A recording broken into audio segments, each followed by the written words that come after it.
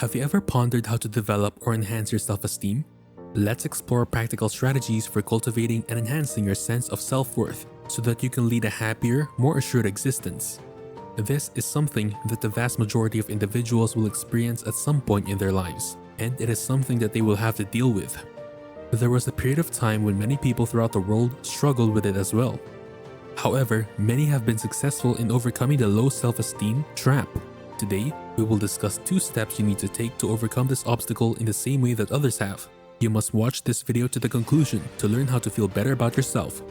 Welcome to our The Power of You YouTube channel. Here we strive to make learning engaging, accessible, and fun for viewers. Be sure to like, share, and subscribe. Let's start. Matthew McKay and Patrick Fanning, in their book Self-Esteem, remind us that self-esteem is essential for psychological survival. Without some measure of self-worth, life can be enormously painful, with many basic needs going unmet. They continue on to say, one of the main factors differentiating humans from other animals is the awareness of self, the ability to form an identity and then attach a value to it. In other words, you have the capacity to define who you are and then decide if you like that identity or not and make changes accordingly. The problem of self-esteem is this human capacity for judgment. It's one thing to dislike certain colors, noises, shapes, or sensations. But when you reject parts of yourself, such as how you look, speak, deal with disagreement, or being critical of yourself and how you think, this can be like having an inner gremlin called the critic, which greatly damages the psychological structures that literally keep you alive. So what can you do? It would be best to get out of the downward spiral of detrimental critical thoughts and feelings as soon as possible. This is the first thing you need to accomplish. Those who suffer from low self-esteem are more likely to perceive themselves negatively. Honestly, they do not believe they are worth that much. In addition, as a consequence, they frequently need to take proper care of themselves. The person with low self-esteem may not take showers, nor brush their teeth consistently, tend to dress poorly, eat a lot of junk food, find ways to escape from their pain by taking substances like alcohol and/or narcotics, having the attitude of not caring, even if they are aware of the adverse effects on their health and well-being. It is because the person perceives being undeserving. Significant issue arises when the person fails to take care of themselves. After a while, as months and years pass by, the body begins to show signs of wear and tear, and simultaneously, the person, or you in the general sense, begins to change in appearance, and the way you think will continue to deteriorate. Hence, lowering your self-esteem even further, due to the fact that when you look in the mirror and notice that your physical appearance is declining, you start to think slightly less about yourself.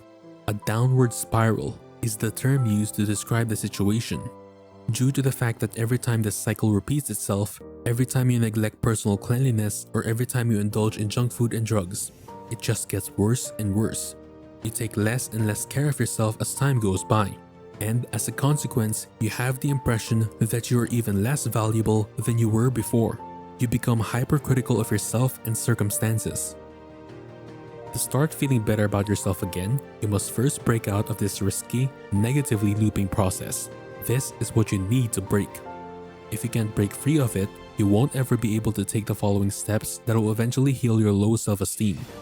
Take care of yourself, as cliche as it may sound, because this is one of the most effective approaches to get out of this downward spiral. Therefore, if you are someone who lives in a filthy room, you should clean your room.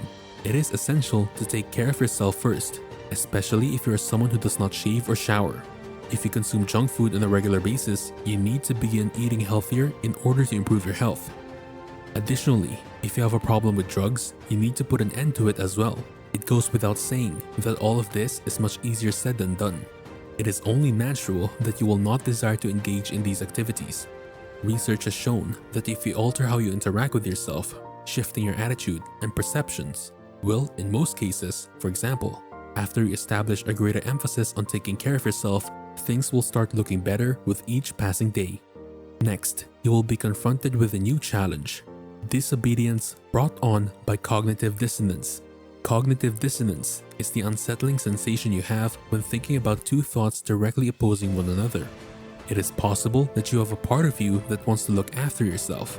In addition, there is a portion of you that believes you are not deserving of it. Consequently, you're going to think of ideas such as, I should not take care of myself, or I don't deserve happiness, or I'm worthless. So what do you need to do to fight against this cognitive dissonance?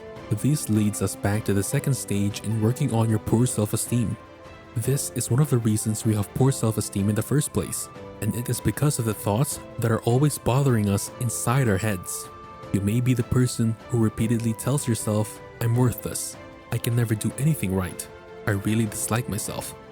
The reason we have such a negative opinion of ourselves is because we engage in this kind of self-talk. We can also be telling ourselves that increasing your fear in taking on a work project, leading a team discussion, being attracted to someone, or feeling guilty about how you acted. The fears and insecurities we have can also be painful, moving us to avoidance and low self-esteem. As these thoughts connect from our experiences and avoidances, we are unaware that the negative statements that we say to ourselves over and over and over again leads us down the thinking path of eventually believing them as true. What's one thing you might do? Use the power of meditation. Begin meditating to put an end to these negative thoughts that are running around in your head. To what extent, however, does meditation contribute to an increase in one's sense of self-worth? Now, when it comes to meditation, there is a great deal of research. One of its most significant advantages is that it trains you in various abilities that allow you to control your thoughts. You will learn to recognize your ideas and misbeliefs. Most of the time, we say unfavorable things to ourselves. We are unaware of it. These negative ideas, misbeliefs, and images of the what-ifs constantly play in the background, frequently occurring dozens or even hundreds of times throughout the day. As soon as you make meditation a regular part of your routine, you will begin to become aware of these ideas. This is the first skill to reduce cognitive dissonance, recognition.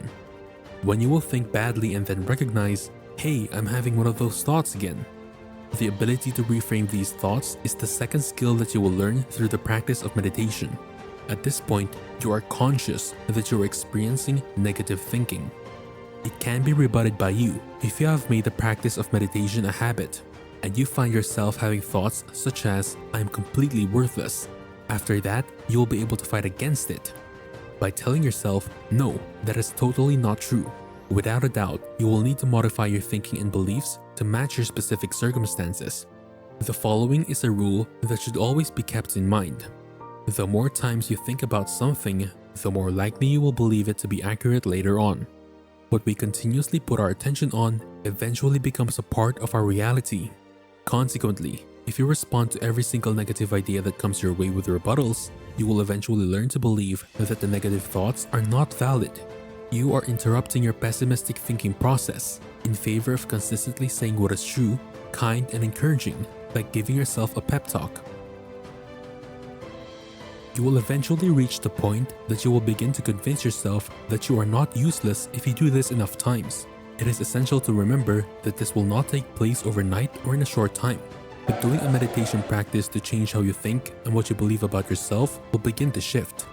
Your ability to generate your thoughts is the third skill and final powerful thing meditation will enable you to achieve.